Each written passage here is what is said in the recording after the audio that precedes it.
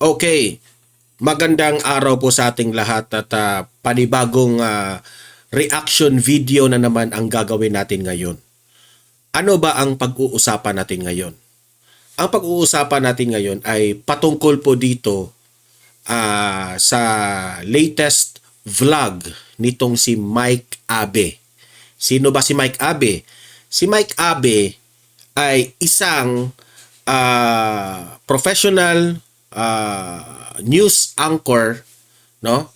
At siya po ay very popular nung time na siya ay nagtatrabaho pa sa SMNI. Ngayon, nag-walk out siya, no?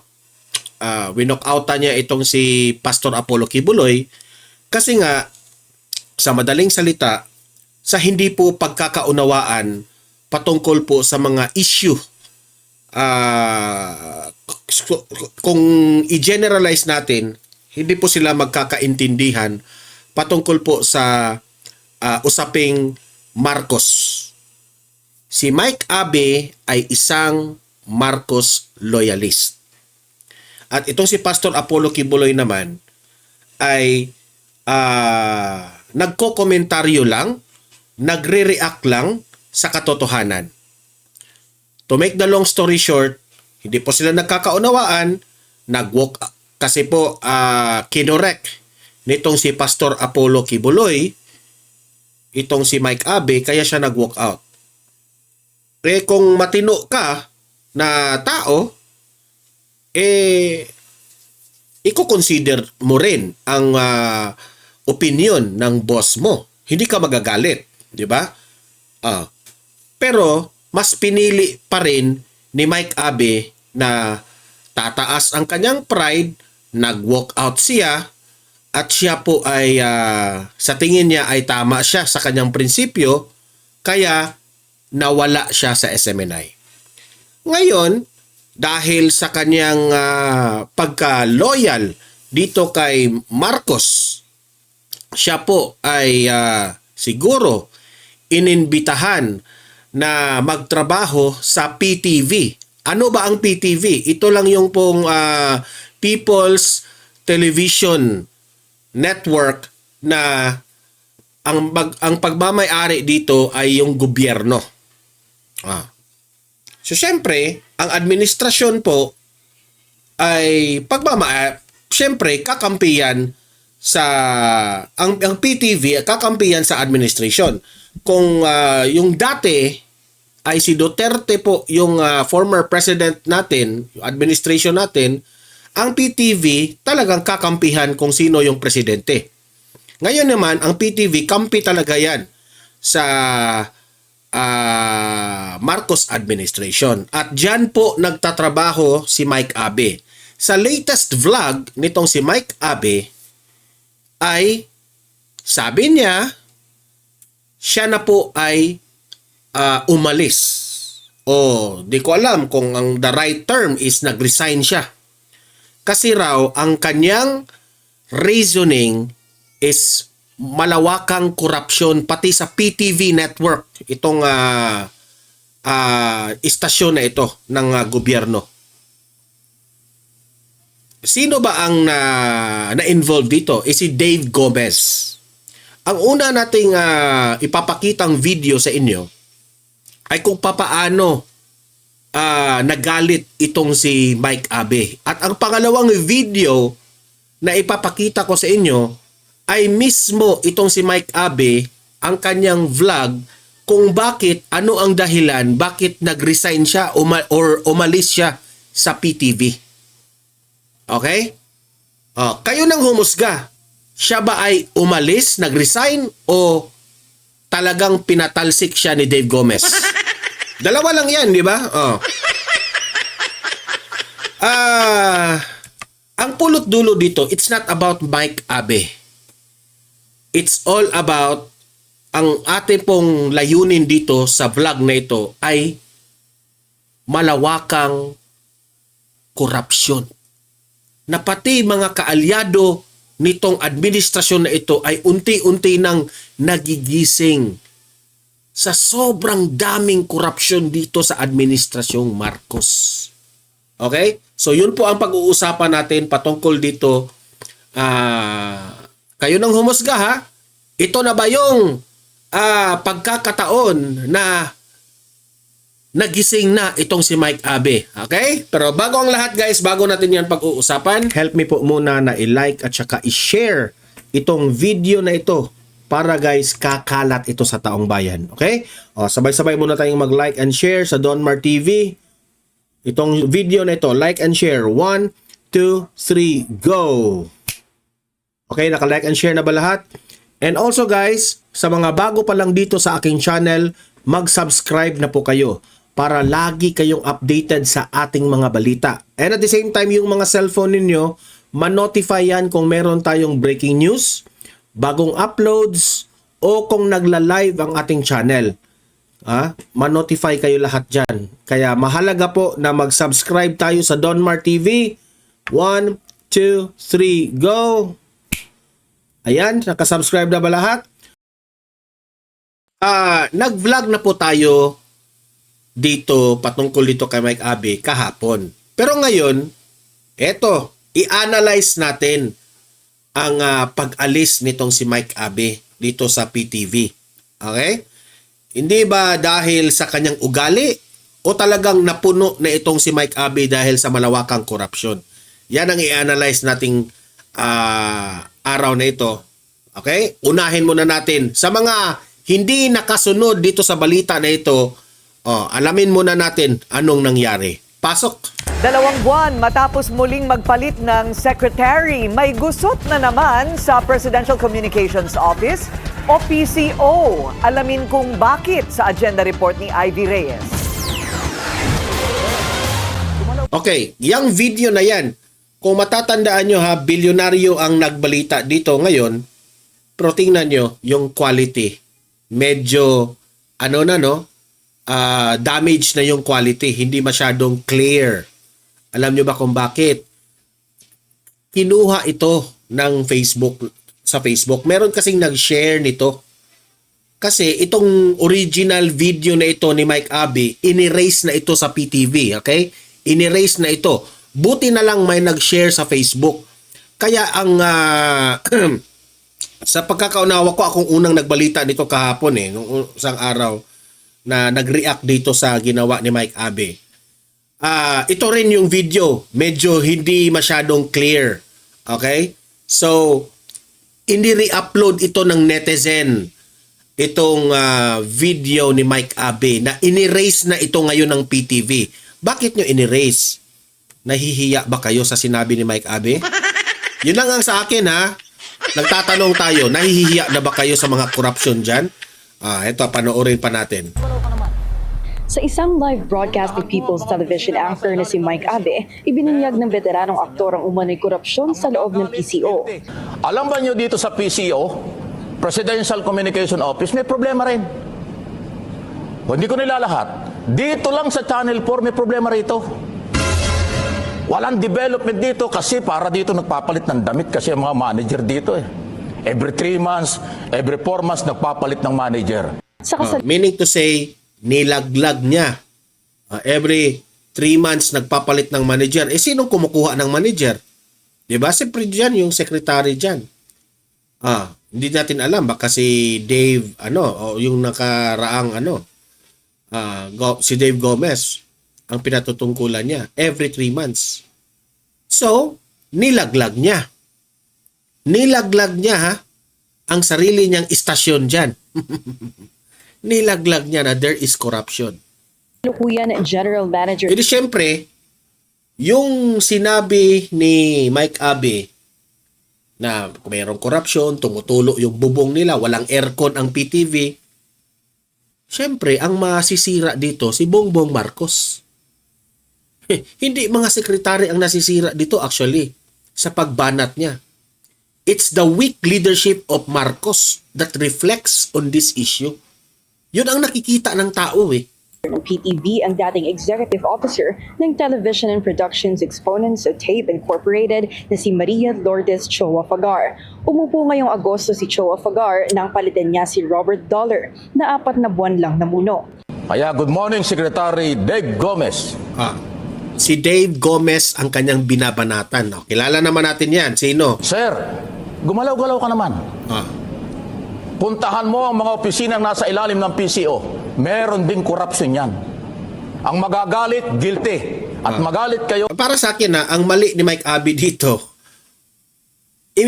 instead na yung si Dave Gomez ay boss niya, ang asta niya dito ay para siya pa yung boss. Yun lang ang kamalian dito ni Mike Abby. Pero, tama naman siya na binulgar niya ang mga korupsyon. Okay? Pero, dapat boss mo yan, dapat hinay-hinay ka. Di ba? Naiintindihan ka ng taong bayan, Mike Abby. Ginawa mo yan ni Pastor Kibuloy eh. Di ba? Ginawa mo yan ni Pastor Kibuloy. No wonder, gawin mo rin yan sa mga future na maging boss mo. Mag-guilty kayo, wala akong pakialam sa inyo. Sobra na eh. Pagpapatunay lang po ito mga kaibigan na hindi lang ang DPWS ang may problema sa paggamit ng pera, paghawak ng pera, proposed project at budget every year. Maraming ahensya ng gobyerno ang may ganyang problema. Sa loob ng 3 taon ni Pangulong Bongbong Marcos, pang-5 kalihim na si Dave Gomez na sumunod kina Jay Ruiz, Cesar Chavez, Cheloy Garafil at Trixie Cruz Angeles. Ayon kay na. Abe, hindi maayos ang gusali at maintenance ng istasyon kahit na may budget naman ang ahensya. Dagdag niya, kailangan ding linisin ng PCO dahil sa pagpapalit-palit nito ng managers. Office of the President ito pero hindi alam ng Pangulo. Maraming problema, sir. Pakiayos lang po, Dahil kaya tuloy-tuloy tayong pagbabayad ng buwis, bilyon-bilyon, trilyon ang budget natin taon-taon, alang-walang nangyayari. Nakakahiya tayo, sa totoo lang. Sa official social media page ni Abe na Mike Abe Opinions, sinabi nitong umalis na siya sa PTV. Sabi niya, umalis na po ako sa PTV. Kayo, maniniwala ba kayong umalis na siya o talagang sinibak siya? Dalawa lang yan, di ba? IBC 13 at Radyo Pilipinas. Sa ngayon, wala pang pahayag ang Malacanang o si Secretary Gomez sa issue. Para sa agenda, Ivy Reyes, Dulinar. Ako ito yung comment ko dito. Una, sang-ayon ako sa ginawa ni Mike Abe na he is very honest na sinabi niya sa live niya na merong korupsyon pati dito, bla bla bla bla bla bla. Merong korupsyon sa Administrasyong Marcos. Tama ka, Mike Abe. Pero ang mali mo lang, nilaglag mo yung boss mo. Kung ayaw mo pang umalis sa PTV, no? Mali yung ginawa mo. Kasi pinahiya mo yung si Dave Gomez. Kasi hindi man ako naniniwala na ginawa mo yan kasi gusto mo nang umalis. Ginawa mo yan kasi para magmukha kang tama ka, hero ka dahil akala siguro ni Mike Abe kakampihan siya ni Bongbong Marcos. Pero anong ginawa? Sinibak siya. Duda ako sinibak. This is my own opinion. Paniniwala ko to na sinibak siya kesa umalis siya. Kasi kung gusto mo nang umalis dyan, hindi ka na magdadakdak dyan. Umalis ka muna, saka ka magdadakdak sa iyong vlog. Ang ginawa niya, binanata niya dyan sa istasyon, saka siya umalis. So parang sa akin, sablay yun eh. Di ba? Parang hindi, hindi congruent. Bumanat ka, tapos pagkatapos mong banatan, tama yung huwag kang mahiya doon kung sinibak ka, Mike Abe. Ang mali mo lang doon, parang wala ka ng respeto sa boss mo, dapat rumispeto ka pa rin kay Dave Gomez. Pero alam ko, may pagkukulang na ito si Dave Gomez, pero yung approach mo talaga, Mike Abe, no wonder, sisibakin ka talaga dyan sa mo. So ngayon, Pakinggan natin ang paliwanag nitong si Mike Abe sa mismo sa kanyang vlog.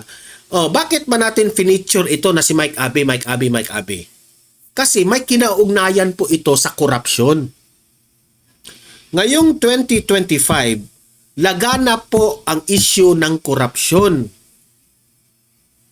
Flood control, mga kongresista, binulgar ni Magalong, binulgar nitong si Toby Chanco, mga contractors. Ngayon, hindi tama talaga. Ayaw nyo kasing maniniwala ni VP Sara eh. Binabanatan pa ninyo si VP Sara. Ano ang sabi ni VP Sara? Hindi lamang sa flood control ang may korupsyon. Maraming ahensya sa gobyernong Marcos, sa administrasyong Marcos, ang daming korupsyon dahil nga weak leader. Ayaw nyo kasing maniniwala kay Greco Belhica. Tinanggal ni Bongbong Marcos ang PACC. Ayan, dumami ang problema sa korupsyon. Okay? Kaya po natin itinalakay ito. Para alam natin na there is really something wrong about this administration. What's wrong? Hindi talaga marunong. Dati na yung sinabi ni BP Sara. Anong sabi ni BP Sara? Dalawa lang ang taong may control dyan sa pera ng bayan. Si Romualdez at si Zaldico. Ayaw niyong maniwala. Binanatan niyo pa si BP Sara. Kayo mismo. Ikaw, kaalyado ka man ng mga sa administrasyon, ikaw Mike Abe, ikaw ngayon mismo biktima ka. 'Di ba? At ito naman si First Lady Liza Araneta Marcos nagrereklamo dito sa building na pinaayos niya o ipinatayo niya. She is now blaming the Diskaya contractor na hindi raw maayos yung gawa. Sino naman ang hawak ng budget na yan? Di ba kayo-kayo lang dyan? Hindi nyo na-monitor yan? Ha? Na-substandard ba? O hindi natapos? Tapos, kawawa ang mga contractors ngayon. Sila ngayon ang dinidiin sa issue ng corruption. Wala po sa contractors ang problema. Nasa sino ang nagpagawa nitong mga projects na ito. Doon po nagsimula ang problema. Yun ang unahin ninyo. Bakit ang contractors? Ang contractors nagnenegosyo lang yan sila. Yes, there is corruption sa contractors. But hindi ito makapag-corrupt itong mga contractors kung hindi dahil dito sa mga government officials. I think itong gobyernong ito, kung talagang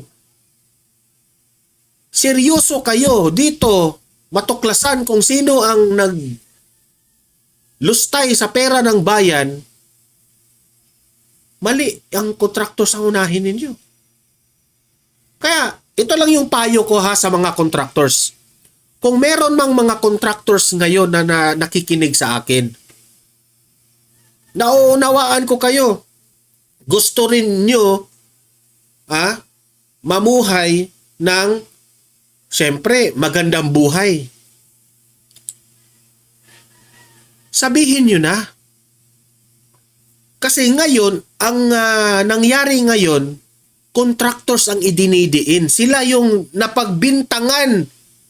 Look at what happened dito sa Diskaya Construction. Doon, nagrarally yung mga walang utak. Ang Diskaya yung ginigipit ngayon. Now, kayong mga taga-Diskaya, if you want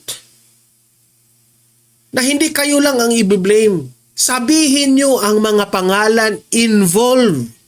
Kayong mga contractors na nakikinig sa akin, sabihin nyo, idamay nyo na ang mga government officials na kasama nyo. Kasi kung hindi nyo idadama yan, Kayo talaga ang madidiin, kayo ang makukulong, kayo yung agrebiyado dyan. Kawawa kayo. Kawawa kayo. Sa totoo lang. Sabihin nyo na. Ito yung paliwanag ni Mike Abe ha. Pakinggan natin.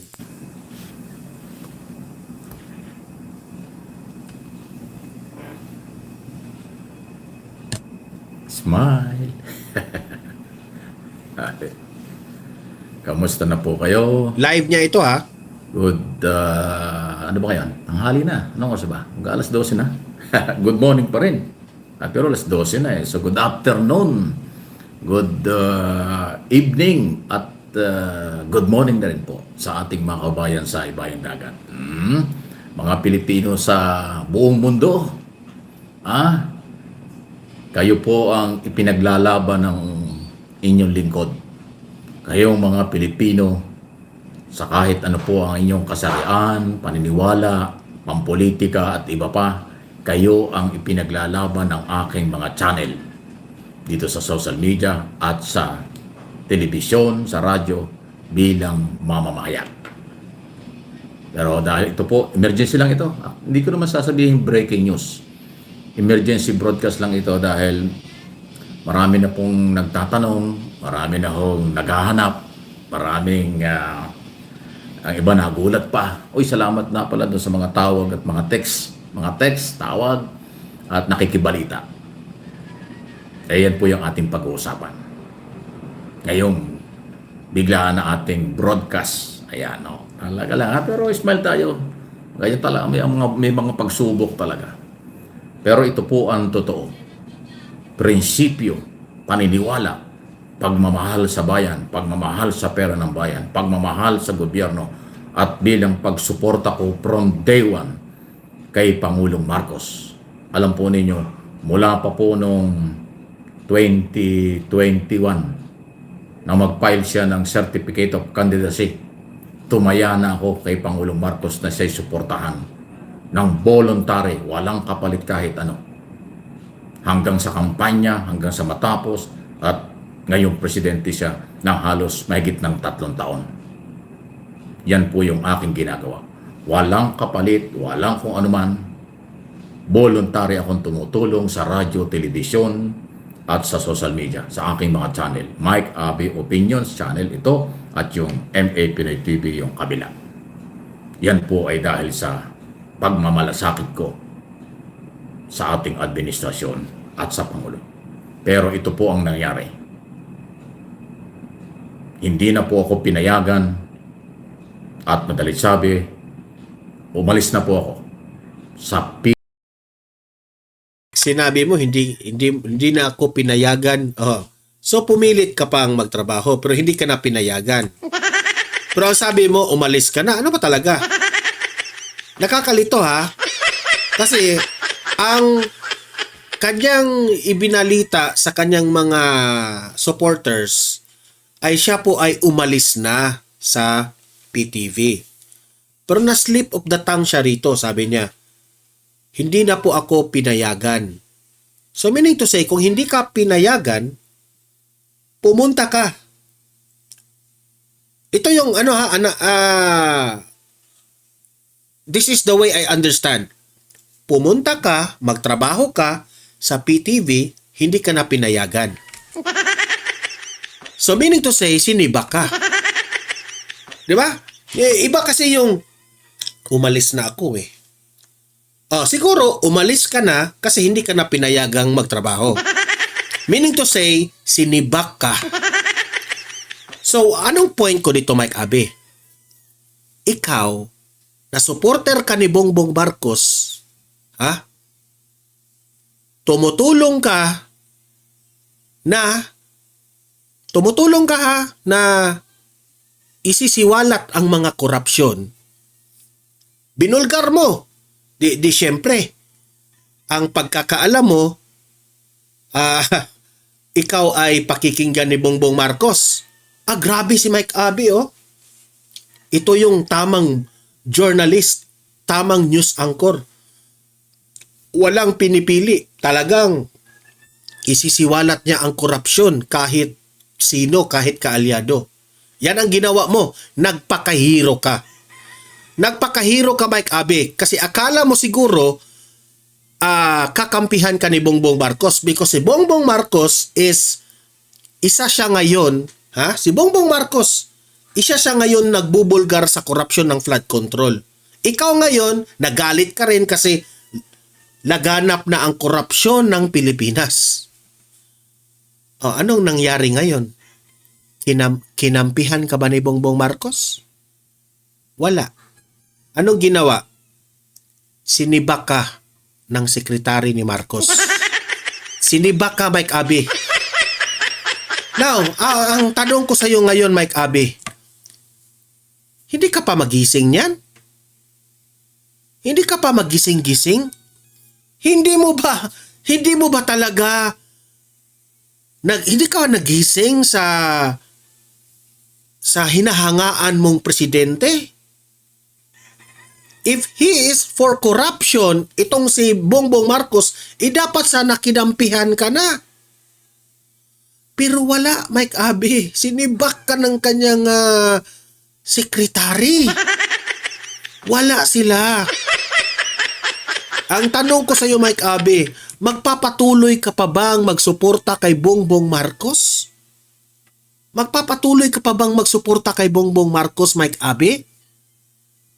Na ikaw na nga, nagpakahiro ka dito sa mga korupsyon, pero yung taong inilaban mo, pinagtanggol mo pa, walang ginawa.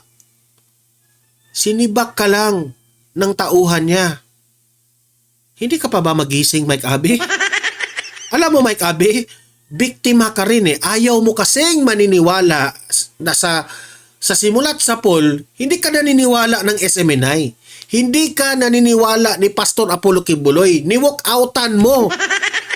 Ayan, anong nangyari ngayon? Nakarma ka lang. Nakarma ka sa sarili mong paniwala na ikaw ay dating kinorek ni Pastor Apollo Kibuloy. Hindi ka. Ang tigas ng ulo mo eh. Lumaki yung ulo mo eh. Ayaw mo maniwala kay Kibuloy eh. Anong nangyari? Get the taste of your own medicine. Get the taste of your own medicine. Di ba? Biktima ka sa korupsyon sa PTV dyan sa sinabi mo. Ayaw mo kasing maniwala. Hanga-hanga ka kasi eh. Bilib na bilib ka kasi eh. Pinalit mo ang SMNI dahil dito kay Bongbong Marcos. Pinalit mo. Anong nangyari ngayon? Na-zero ka. Na-zero ka na ngayon. I think this is the time, Mike Abe, na magising ka. Sa totoo lang. PTV4, People's Television, Office of the President, at IBC 13, kasama na ang Radyo Pilipinas, under ng Presidential Communication Office. Si PCO Secretary Dave Gomez po ang ayaw na or nagpatigil, ang tamang nagpatigil, ayaw niya sa Mike Abe Live. Dalit sabi, yung PCO, Office of the President, So sinibak na ka. si Acting Secretary Dave Gomez ang dahilan po kung bakit hindi Nasibak na ka. ninyo ako mapapanood Nasibak sa ka. Channel 4. Dahil sinibak ka. Ayaw niya yung aking pagsasabi ng totoo. So, mali ka sa sinabi mo na ikaw ay umalis. Hindi. Ayaw na ni Dave Gomez sa'yo. Ayaw na ni Dave Gomez sa'yo. Sinibak ka. Ayaw niya yung aking format kung paano ko ini-expose ang mga problema ng ating bansa. Yan Which po. is ikaw, saludo kami. Kung ano man ang trip mo sa live mo na akala nila kaalyado ka, nilaglag mo sila. Which is tama naman. Dapat naman sila talagang ilaglag. Di syempre, para ka rin nagtrahidor sa kanila sa ginawa mo. Di ba? Oh. Kasi akala siguro nila na kahit gumawa sila ng mali, kakampihan mo pa rin. Eh hindi. Mike Abe ka eh, di ba? May prinsipyo ka, di ba? Sabi mo. So, siniba ka. O ang totoo. Okay? Alam po ninyo kung bakit ko sinasabi ito. Kahapon, doon sa aking programa, Mike Abe Live, alas 9 yan hanggang alas 10 araw-araw. 3 taon na. Anniversary pa ngayon, 3 years anniversary ngayong araw na ito. Ang Mike Abe Live sa telebisyon. Nagtiis ka pa ha? Kahapon po, in-expose ko yung mga katiwalian.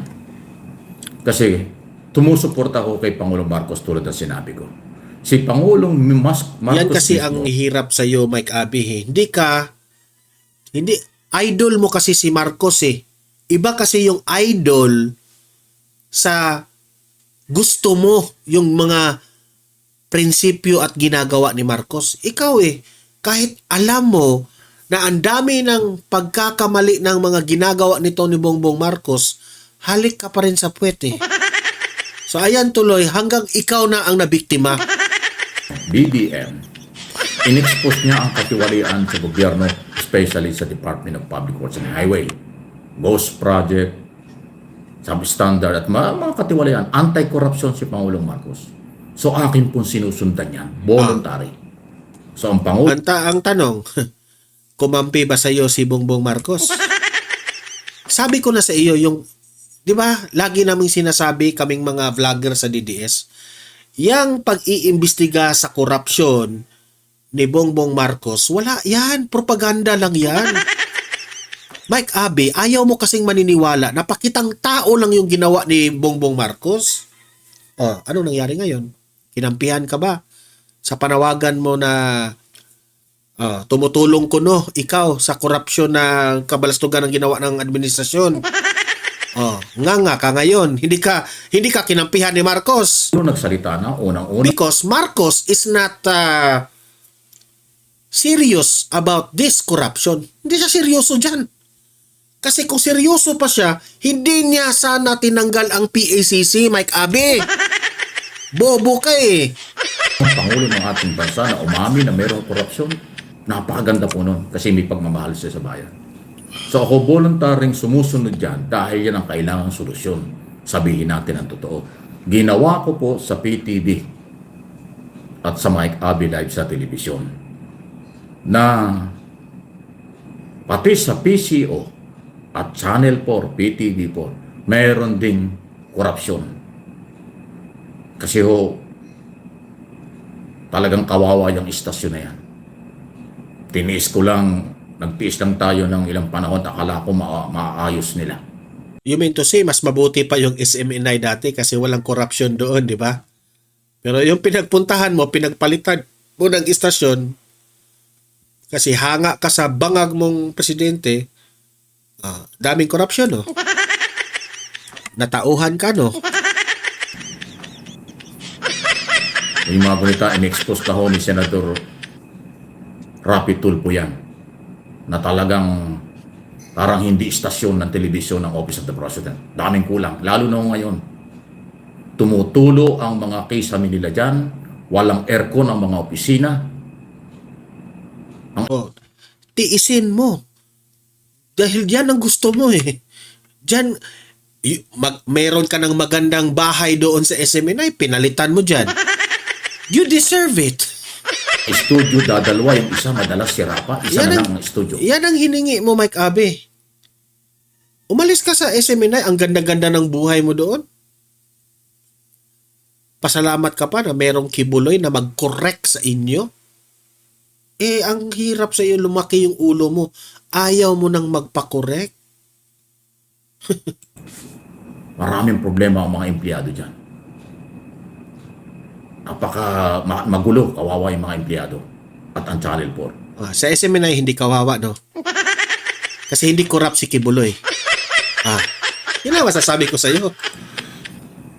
3 palapag po yung building. Mula sa ground floor hanggang 3rd floor o hanggang propertyan, tumutulo dyan. Bumabagsak na yung kisame. dahil sa pag umuulan. So kulang sa maintenance, maraming problema. Pero bakit nakakaganon? Nasaan ang pera ng pang-maintenance ng kailang opisina? Bakit laging walang aircon? Nilaglag Kung mo may na ngayon. aircon man, laging napakainit sa studio. Kung yung mapapansin mo, Wala raw aircon, tumutulo yung ano, nilaglag mo na ngayon. Ha? Dati hangang-hanga ka. ako pa yun nandyan pa eh. Nagpapaypay ako habang kasi talaga hindi ko matiis ang init. Ang ganda ng buhay mo doon sa SMNI dati, aircon, malamig doon. Pumunta ka dyan. Deserve. Eh siyempre Deserve. nakakutintay tayo dahil television tapos walang aircon. Para Yes, sir. tayo nagbubrikas ng matino. Marami po kawawa ang telebisyon ng bayan. Kawawa ka. Kawawa ang mamamayang Pilipino. Kawawa ka. Kasi halik sa puwet ka ni Bongbong Marcos. Kahit alam mo na ang daming pagkukulang nitong presidente na ito, vlog ka ng vlog sa kanya, deserve mo. So ako po'y nanindigan na bago natin i-expose ang katiwalian sa ibang opisina, baka sabihan ako na Mike, magsalamin ka. May problema rin sa PCO, may problema rin sa Channel 4. Kaya yun naman ang aking ginawa. Inuuna ko na sabihin may korupsyon. Sa madaling salita, nagbida-bida ka. Di ba? Bida ka eh. Siniba ka. Tama rin naman yung sinabi mo, at least prangka ka, di ba? May kapabayaan, may problema sa PCO. Bago ko sana isunod ang iba pang mga opisina na may problema dahil ang gusto ng Pangulo, i-expose yan. Kaya nga siya naglabas ng isumbong mo sa Pangulo. Hindi lang yan flood control program. Lahat ng gusto nating isumbong natin. Ako ang maitutulong ko, sabihin ko sa national television kung ano ang problema ng PCO under Acting Secretary Dave Gomez. Pero ang ginawa po niya, pinatigil yung programa. At hindi po ako nanghihinayang dyan. Sinasabi ko lang po sa inyo ang totoo kung bakit hindi na niyo ako maririnig at makikita sa PTV. Masaya. Masaya kami na natauhan ka na. Dahil ayaw ko po ng ganon. Gusto nila magsinungaling ako. Gusto nila pagtakpang ko yung nakikita kong tumutulong opisina. Mainit na opisina. Saan ka nakakita ng studio ng Office of the President walang aircon? May aircon minsan. Alam mo, Mike Abe, sa sinabi mong yan ngayon, while you are talking about that, the SMNI is smiling at you. Saan madalas wala. Naku, kung pupunta ko kayo, nakakahiya. Kung pupunta kayo dyan. Tingnan niyo yung mga kisame dyan. Nakangiti, nakabuka, basang-basa. At ang mga upuan dyan, mga bihir. Naku, mapapailing ka. Parang hindi istasyon ng Office of the President. So yun ho yung purpose. In-expose ko yung posibleng Para raw hindi opisina ng presidente. So anong ibig mong sabihin? Walang proper coordination. That is, yan ang mukha ng presidente ngayon, Mike Abe. Ayaw mo kasing maniwala. Buslot yung kisame. Tumutulo. Walang aircon. Sira-sira ang mga bangko. Kung ganyan kapangit ang istasyon mo ngayon, ganyan rin kapangit ang presidente mo. korupsyon sa PTV kaya hindi naayos ang maintenance ng technical department, hindi naayos ang kabuhayan ng mga tao dyan, hindi naayos ang mismong opisina. Bakit walang aircon, napakarami ho ng problema niyan. Media po yan eh. Di ba? Dapat ang media ay maging halimbawa ng magandang opisina dahil Office of the President. Magandang istasyon dahil nagsasabi ng totoo. Nagsabi lang po ako ng totoo ng napakaraming problema sa Channel 4. Pero ang ginawa po nitong si Secretary Dave Gomez na acting secretary ngayon ng PCO, pinatigil yung aking programa. Yan po ang totoo. Deserve mo. Deserve mo. Deserve mong masibak. Kasi, Ha? Sinabi mo lang ang katotohanan. This is not about Mike Abe. Pinarealize ko lang dito sa kaibigan kong si Mike Abe kung ituturing ko pa niya na kaibigan pa ba niya ako. Yan sabi ko sa iyo, kaibigan. Sinabi ko sa iyo dati, huwag mong kampihan yang Marcos na yan. Kasi nakikita na natin yung lahat na siguro ng mga vloggers na DDS vloggers na kumampi dati kay Bongbong Marcos, na-realize na, nagising na nabudol tayo. Ikaw lang, Sangkay Janjan at si Coach Jarrett ang hindi pa hanggang ngayon nagising. Ayaw nyo kasi maniwala eh. Ayaw nyo kasi maniniwala. Ayan tuloy, get the taste of your own medicine dahil nabiktima ka sa sarili mong pinaglaban. Kawawa ka. Alam mo, the SMNI family is laughing at you right now sa pagiging ganyan mo. Ay siguro dahil ang SMNI, maganda naman ang puso ng SMNI, kilala, nakapunta naman ako doon, naging guest ako ng mga banateros doon. Grabe po ang mga ugali ng mga staff doon. Very humble.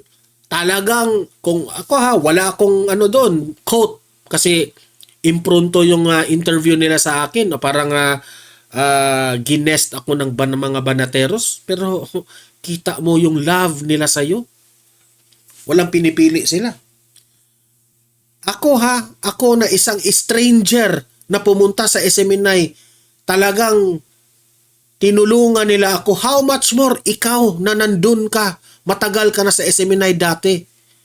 So kitang-kita ko kung gaano ka kamahal ng SMNI dati, Mike Abe. Pero anong ginawa mo? Trinahidor mo si Kibuloy.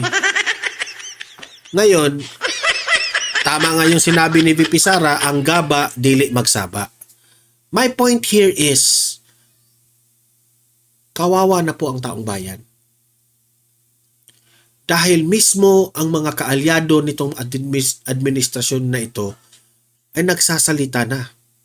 Isa na ito si Mike Abe. Toby Chanko. Sino pa?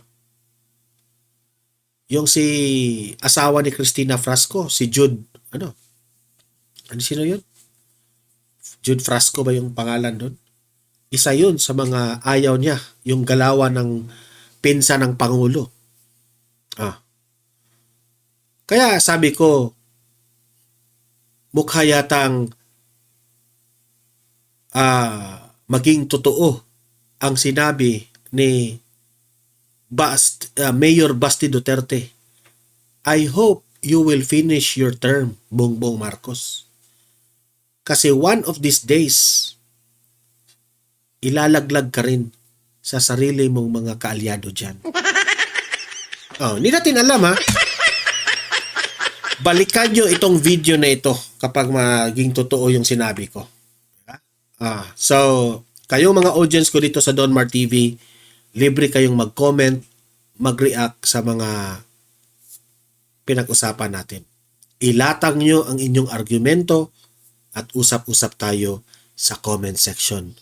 Don't forget, i-like at saka i-share itong video na ito para marami po ang makakita, makaalam, makarinig sa katotohanan sa nangyari ngayon sa Pilipinas. Sa mga ngayon lang nanood dito sa Don Mar TV, if this is your first time, i-subscribe nyo na ang Don Mar TV kasi walang bayad yan. Libre po ang mag-subscribe. Updated ka pa sa mga balita natin. Okay? See you in my next video. Have a great day. Have a great night. God bless po sa ating lahat. Mabuhay ang Pilipinas and God save the Philippines. Bye-bye.